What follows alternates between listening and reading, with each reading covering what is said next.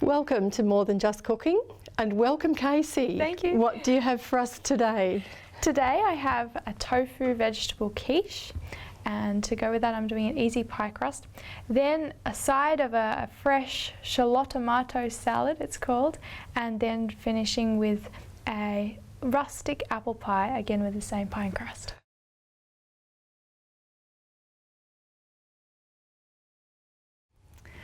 Since I'm making two recipes today that have a pie crust, I might start with that one. And for this recipe we need a cup of wholemeal flour and a cup of oat flour. Oat flour you can make yourself. You just get rolled oats, put them in a blender, blend them dry without any water, and yeah, that's all you need to do with that, because you can't buy it in the shops that well. No. And then a teaspoon of salt. And that's the dry ingredients, which I'll now mix together before I add in the liquid. And this is a very, well, it's called easy pie crust.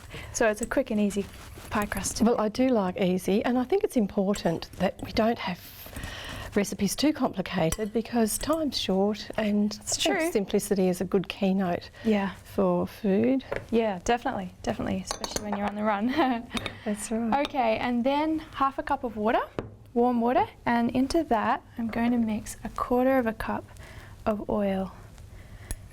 And then just whisk it together. It will just mix through evenly more into the flour. Just like this, and then straight in. Like that. And what needs to happen now is just mix it till all of the flour is absorbed. Sure. If you overmix it, the pie crust is likely to be a bit tough. And that's not nice. I think the texture is very important. Yes. I find it very important in any food. So that's a good tip, Kaysie. Yeah. To know how to get it quite lovely. Yeah. So you'll see it's actually, well, it's coming together well, and as soon as all of that flour is nicely absorbed, it's ready to roll. So just mix this through a little more and it will be done. That's looking quite good. Okay, now for this one, to roll it, what I'll do is just use some Glad wrap, and first of all I'll just spray the bench. That'll help the Glad wrap to stick. Oh, that's good. That's a good little tip. Yeah, this is perfect thing to do at home, you know, because you're using home equipment. Yes, yeah. And just lay it on there, and it will stick nicely. And look at that. That's terrific, isn't it? It's really just made it grip. Simple little solution. Yeah. And then this recipe actually does 2 pie crusts. Oh, okay. So because I'm only just doing one base for now, I'm going to use only half of the dough. So we'll just sit that on there, and then get another piece of Glad wrap. And pop it on top. Oh, clever. Okay, and we'll need to work with it a little bit, but then just roll it out. Oh, so it doesn't stick to you. It doesn't stick to the rolling pin. That's exactly right. You do have to adjust the plastic wrap a bit sometimes, but otherwise it's a really neat way of doing it. Get a little workout while you're actually doing that. True. Isn't that neat? Because no sticking to the pin. Yeah.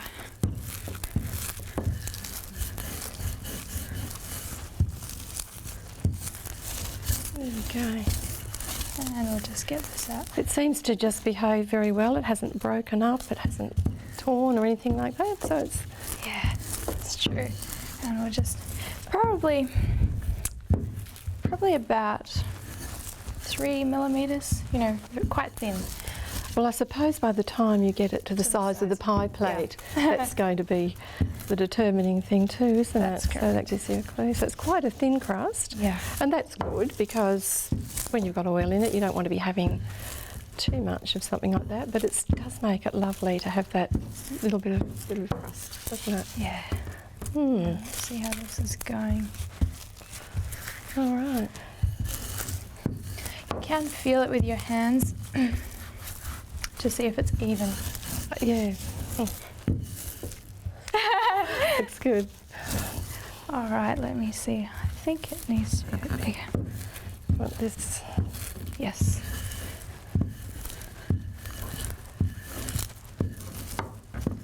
That will be good. All right. Okay, then what you do is peel off the top layer, and I'll just put it over here because I may need it again. Hopefully it'll be fine though. And then all you do is just lift it like this. Yeah, and pop it in. Oh, And seems to have judged that very well. Then you just make sure it's all molded into the edges, Right. leaving the plastic on. Obviously it won't stick to your hands then. Excellent. What a neat trick. Yeah. Or tip, whatever you want to call it. Yeah. Then once that's in pretty well, just peel the plastic away, and then you can just make You just adjust that a little Adjust bit. it. Even that part there that hasn't quite met, you can. Yeah. Oh, look at that. you can do some patchwork. Very good. It's it's quite forgiving in that sense. Yeah. And Like Play-Doh. yeah, you can have fun then making a nice edge. What you can do, you can just tap around the edge with a fork. That Mhm. makes a pattern, or you can pinch it. Different things. I'm sure you can come up with a creative way of doing it. Yes. But basically then you just take off the extra dough, or you could cut it off and put that back in there and mold it together. Well, that was Nice. easy. I think that was fair to say. That was an easy pie thing to crust. do. That didn't take long at all. Basically what you want to do then when you bake it, prick it beforehand with a fork, Yes. because otherwise it can puff up and Puff up. split. That And I've found it best to actually fill it with some dry rice when you bake Sure. it, because Keep again, keep it all Put the weight down. firm and in shape. So you just put the rice directly on. You don't. Yep.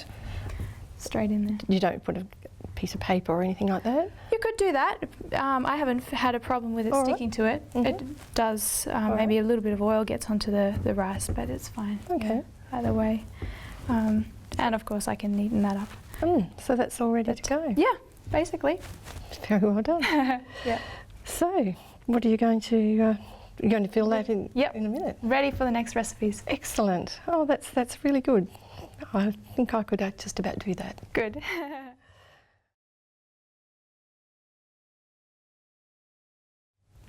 I have the pie crust in the oven, and it will be baking there for about 10 to 15 minutes at 350 degrees to 400 degrees Fahrenheit, or 180 to 200 degrees Celsius. And now what I'm going to do is make a filling for it. And what sort of a filling are we going to have in this pie crust? This is a tofu vegetable quiche, Oh. and so yeah, I can vouch for this. I can vouch for this because Kaysie brought one in a couple of weeks ago, and there was a scramble to see who would get the most. So yeah. yes, it's a delightful one. You Yes, it's a actually favourite. you get started, but Okay. on that day I do. Oh, sorry, go on. Tell me This what one, you're doing. 1 cup of water. Put it straight into a fry pan or a pot. Need to just say to viewers, sometimes when I do cooking demonstrations and people are doing hands-on, they measure a cup and leave a margin as though they were going to drink it, but measuring cups, measuring spoons are always level, not heaped up and not too low. Pop that over there. All right. And then into that liquid, it's quite a lot of liquid, but it'll actually, by the time you finish cooking, there won't be much left. Sure. Into this goes a cup of onion, diced onion. So this is just not going to be a tofu quiche, this is going to have lots of nice veggies in it. This looks very nourishing. Yes. And you can actually even vary the veggies according to what's in season. Yes. But just keep the same quantities. Yes. This is a cup of diced carrots. And what I'm going to do is just leave that to cook for a little while. It'll take about 10 minutes or so. All right. Once the carrots are tender, then I'll add in half of a green capsicum. All right. Diced. So that just doesn't need as long, obviously, as the carrot. Capsicum cooks very quickly. And there we go. I'll leave that there. And in the meantime, what I'll do, I'll pop that over there, is make the tofu creamy mixture. All right. Which will go with the veggies. So grabbing my blender here, and into this goes 1 cup of raw cashews. Okay. So that's instead of milk and the usual things that go Milk into and a eggs, quiche. and that kind of thing. Yeah, That's interesting. and also we're using tofu. This is Excellent. 300 grams of medium soft. You know, you can get different types of Lots tofu. of different kinds, yeah. So that one. Medium that's just soft between. gives you the texture you need. Yes. Because you can get soft ones and then it will be too soft. Yes. You can get hard ones and you won't get it nice and Those creamy, soft ones are smooth. almost like a custard consistency, but Yeah, that's not what exactly you're right. looking for No, here. this one is It's just in brown. between the two. So I'll pop this one straight in. Just like that. You can Straight see in, how- and that little bit of liquid went in as well? Yep. Yeah, that will be fine. So you don't have to drain it, Okay. all right? It would depend on which tofu you get. Some tofus have a whole lot of extra liquid. All right, This but one that was doesn't just have just a little much. bit. Yeah. Then into that goes 2 tablespoons of corn flour. All right, so that's going to help that to just To set. thicken, All yes. right. And Interesting. then 2 tablespoons of savoury yeast flakes. So that's not the bread making one? No. No, That's correct. by no means use that. No. This is just for a nice flavour and the B vitamins that go in it. Yes, that's right. Please make that distinction. 1.5 teaspoons of salt. Mm-hmm. You can use Celtic salt if you want to, or just normal salt's fine. Then this is a teaspoon of garlic powder. Oh, that'll give a lovely flavour. Yeah. And the goodness too. You can use fresh garlic as well if you like. You just need a couple of cloves, but I'm using garlic powder today. And then a teaspoon of basil. Right? Basil brings a really nice flavour to this. Sort of interesting when you see all these things go in separately. It's hard to imagine how they'll come together, but they It's really true. did. It was a delightful finish. Yeah, yeah. Then 1 cup of water in here to just blend it together. Just like that. Pop that there. And then time to blend until smooth.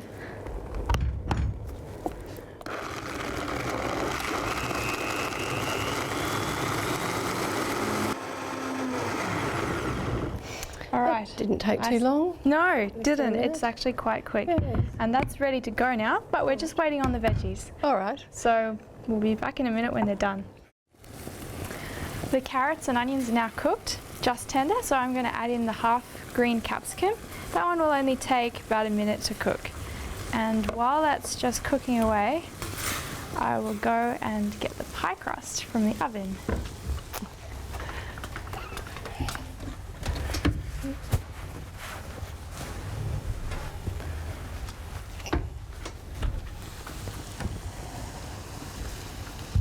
And that pie crust is nicely finished cooking.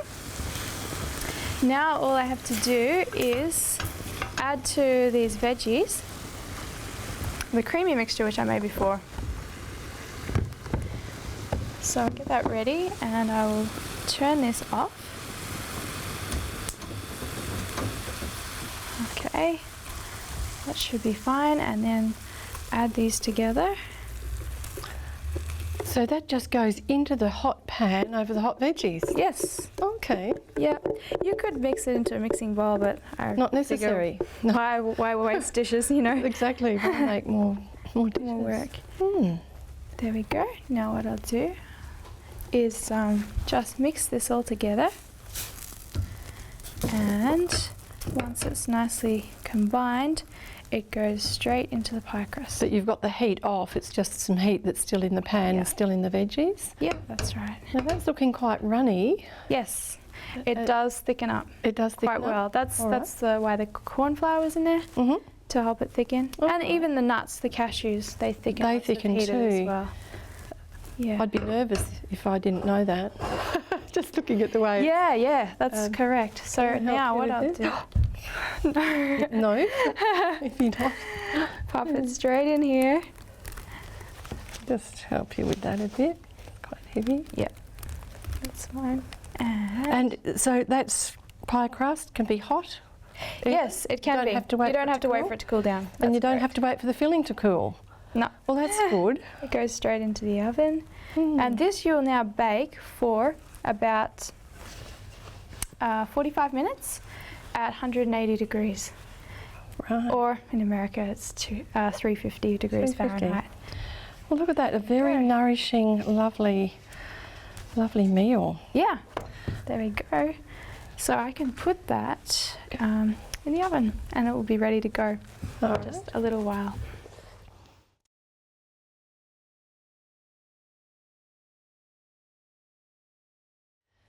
So Kaysie's made us a nice easy pie crust, filled it with a lovely quiche. What's next, Kaysie? Next I'm making Shallotomato Salad.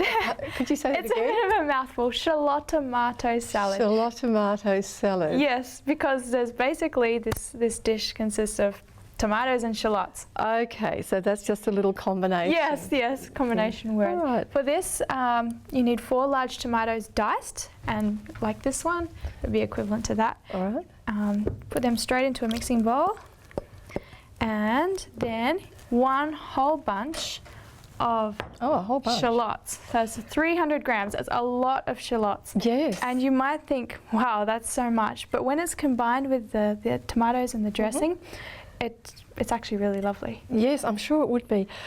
I'm impressed about this because onions are excellent for us. I think we all know that. Yes.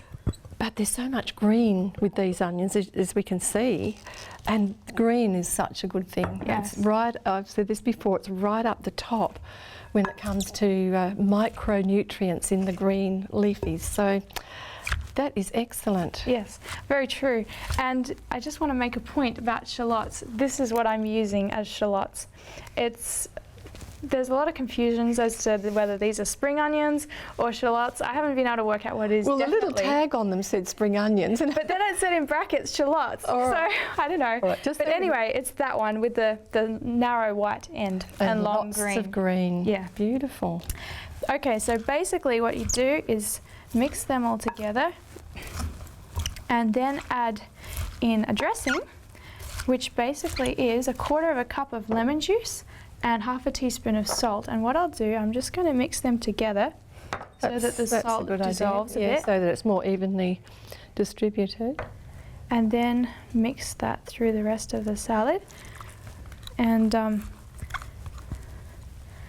then you just mix it together, and it's wise to let it sit for a while. All right. Even an hour or 2 before serving. Yes. It allows the flavours to really integrate together and marinate, really. That's good. Yeah. So that's good. I find it very useful to have recipes that you can make ahead. Sometimes it's good to have a recipe that you can make and eat when you're in a hurry. But if you're having visitors or if you just want to work ahead, Yeah. it's useful to have things that can be made ahead. And so you're going to serve this with the quiche? Quiche, yeah. How lovely. Yeah. How lovely. And It's good to have some fresh things. Definitely. And it's nice on the palate, but it's also good to have fresh things in terms of the nutrition. So That's right. that looks a lovely, lovely accompaniment to the dish. Definitely.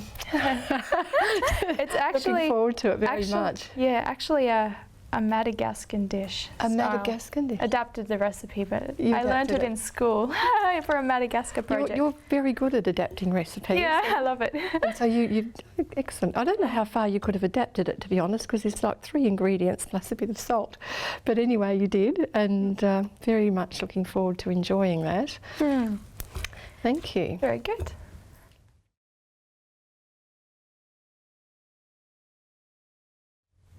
Now I'm going to make a rustic apple pie, and this is one that you can use in the same pie crust we made before, Not the very same one. No, using the same recipe. Yes, yes, course, I realise that. Okay, for this one, the ingredients you need are one 440 gram can of pineapple, crushed pineapple, and you must drain it thoroughly so that it's as dry as you can get it. Sure. Then along with that, 2 cups of pineapple juice. I have half a cup here and another 1.5 cups over here, already heating up, and I'll explain this process further. Then 4 medium apples, shredded. And Apples. Apples, yes. Good apples. You know, there's a saying, I don't know whether it's in all parts of the world, an apple a day keeps the doctor away. But it doesn't just apply to apples.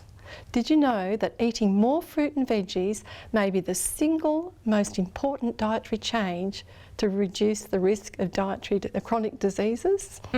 So it's not just the apples, it's the pineapple and all those lovely veggies that you've put into the quiche. Yes. Fruit and veggies, single most important dietary change. So, there you go. and they're so delicious. Yes. So I'm looking forward to seeing what you do with this. With these apples, yes. Yeah.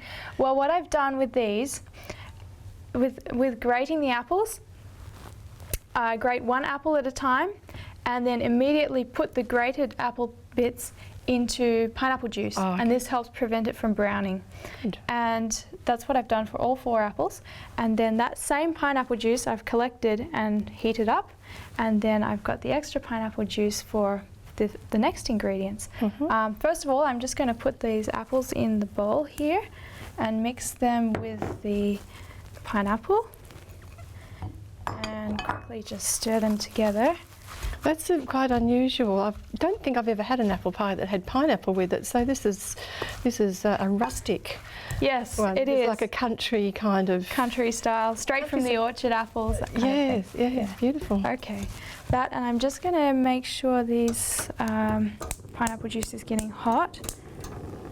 It was boiling. It was boiling, so it just would be about there. quite quick. And then I'll just set this aside, put that over there. Into the pineapple juice, the half cup of pineapple juice. This is cold pineapple juice. Cold pineapple juice for that. Mix in half a cup of corn flour. And this is obviously going to have allow the pie to set. Then add also into that half a teaspoon of ground anise. That's different. Yeah, it actually gives it a really lovely flavour. Yeah. And also a teaspoon of ground coriander. Coriander. Yeah. You know, it's interesting with herbs and spices. They're not just something that makes a lovely flavour and makes life interesting, but coriander seeds can actually help to stimulate insulin secretion. And I guess you've worked out that that's going to lower blood sugar levels, making it a very beneficial herb for diabetics. It's also been found to have a cholesterol lowering effect, good for the ticker, and it reduces the bad cholesterol, the LDL, while it increases the good HDLs. Coriander also acts as a natural antibiotic. Pretty amazing when you think about it, being effective against salmonella, which is a common foodborne illness. So it's not just something that's going to make this pie taste good, it's actually very beneficial. Wow. But just remember that herbs and spices should whisper and not shout. And I think that's what they're going to do Good here. You've advice. just a small amount. Yeah. Is- Now I've mixed all the corn flour in with the pineapple juice. All right. And what I'm going to do is just stir this through the heated pineapple juice, and it will thicken up very fast. All right. So I'll set that there and quickly stir it. It'll go fast. That is doing quite quickly, isn't it? Yeah. So you had to have that actually right up at boiling point, but cold to mix in the flour. Correct. Otherwise, If you mix it won't in get hot, it smooth. you'd have to start again. Yeah. This is going really quick. Look at that. It's really quite thickened up in no time. That's right. Now what I'll do, I'll turn off the heat. Whoop, right around.